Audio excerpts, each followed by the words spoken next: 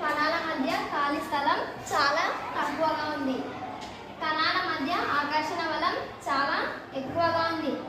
కణాల మధ్య చలనం లేదు.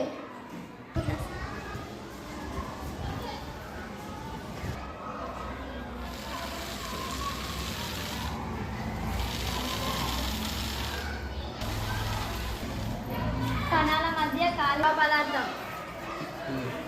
ఇది ద్రవ పదార్థం. కణాల మధ్య ఖాళీ స్థలం తక్కువగా ఉంది.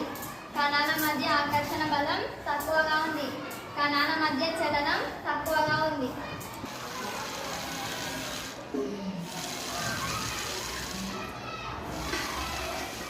వాయు పదార్థం. కణాల మధ్య ఖాళీ స్థలం చాలా ఎక్కువగా ఉంది.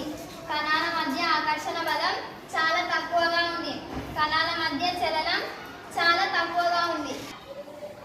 ఘన ద్రవ వాయు పదార్థాల ద్వారా ఈ చిన్న ప్రయోగాన్ని నేను అర్థం చేసుకున్నాను.